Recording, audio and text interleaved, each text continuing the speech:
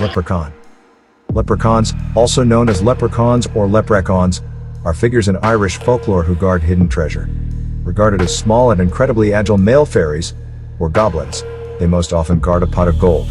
Living solitary lives, leprechauns can be a source of mischief for the unwary, and they are infamous for being extremely difficult to catch or trap. Even if they are caught, the captor must keep them within sight or they will give away the location of their treasure, usually a crock of gold coins.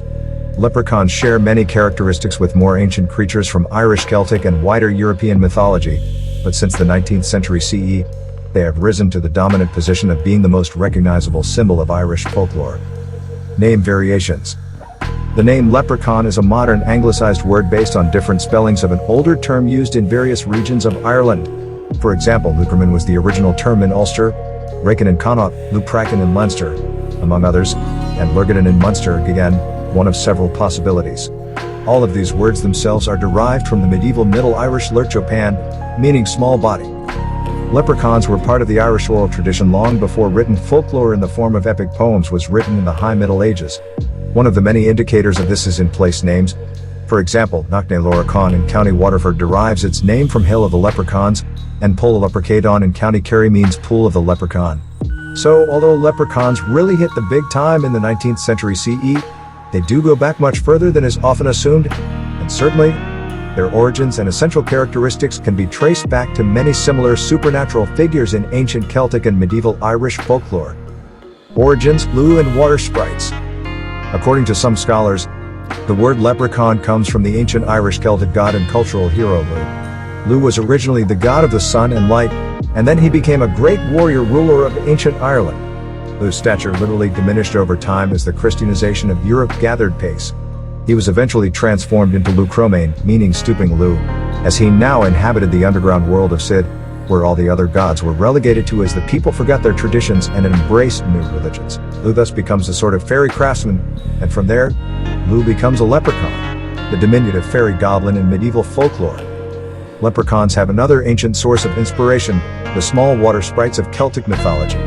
These elves or fairies, known as Lequirc or Lugrapain, first appear in Irish literature in the Itra Fergus of Mike Letty, The Adventure of Fergus son of Lete, which dates to the 8th century CE. A number of mischievous sprites capture the hero Fergus while he is asleep, take away his sword, and attempt to carry him over water. Fergus wakes up when one of his toes touches the water's surface, and he manages to grab 3 of the sprites. The sprites win their freedom by promising to teach Fergus their swimming skills. The Clurican and Far Derek. Other possible sources of inspiration for the leprechauns are the terrible monsters, the Leprechaun egg, who appear in the 12th century CE Lever Gabbalah, Book of Invasions. Then there are the Clurican, or Cluricaun, male spirits seen in wider European folklore who are said to haunt cellars. Living alone and often dressed in fine red clothes, the Clurican sometimes carries a purse full of silver coins. A Clurican is small in size but large in appetite for his 2 favorite habits, smoking and drinking. He is said to be rather lazy, and his preferred residence is a well-stocked wine cellar where, even though he will partake himself of its finest vintages, he does, at least, scare away thieving servants. The Clurican shares similarities with the brownie of Scottish Gaelic folklore, who lives in barns and does chores at night, although if slighted, he can break things like plates and spill milk. Yet another antecedent is the Far Derek, who is an ugly little fairy with a wrinkled old face. In some regions of Ireland, he is very tall, while he is regarded as being small. He can, at least, change his size at will. He is very fond of practical jokes, but some of these can be lethal, so he might be considered an evil leprechaun. The one good trait of a Far Derek is that he can, if he so wishes, release people who have become trapped in fairyland. Finally, the Moros of folklore from Celtic Galicia and Asturias, both in Spain, guard tombs and are associated with hidden treasure. As we shall see, the leprechauns borrowed features from all of these creatures in their rise towards dominance in Irish mythology and folklore as everyone's favorite fairy. Characteristics. Like their more ancient counterparts in Celtic mythology, leprechauns were thought to be diminutive figures with incredible agility. They are typically male fairies or goblins. They typically live solitary lives, and they usually appear in stories as the guardians of hidden treasure. On other occasions, they are helpful spirits in the home. Dressed in green or red, leprechauns are usually old, wrinkled, and ugly. Unlike the modern representation of a chirpy leprechaun, the more traditional version is often a little stern, gloomy, and sour-tempered. As the historian of Celtic mythology, J. MacKillop notes, Ugly and stunted with a face like a dried apple, the leprechaun may be querulous, oddish, and foul-mouthed. 1997, 297. He is also associated with crafts, particularly shoemaking. The typical modern representation of a leprechaun as a little man sitting on a toadstool with a red beard and green hat comes from a mix of elements seen in wider European folklore and is not part of the traditional Irish leprechaun character. Most tales involving leprechauns follow a familiar pattern. A human spies one busy repairing some shoes and demands to know where his little pot of gold, sometimes called a crock of gold after the earthenware pot, or gold coins are.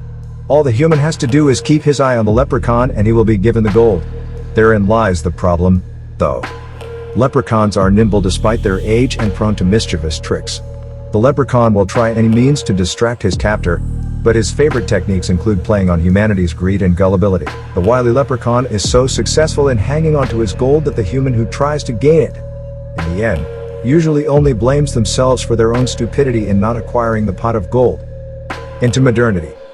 After the medieval period, leprechauns became the favorites of many writers, who elevated them to a position of such dominance that few other types of Irish goblins and fairies are now widely known, despite the fact that they are many and often much more remarkable than leprechauns. In particular, T. Crofton Croker, in his Fairy Legends and Traditions of the South of Ireland, first published in 1825 CE, and other works, ensured that leprechauns eclipsed all other fairy goblin figures in Irish folklore. The ball just kept rolling, with authors such as William Allingham writing his celebrated poem Leprechaun around 1870 CE. Even Hollywood got in on the act with the 1968 CE musical Finian's Rainbow, starring Fred Astaire.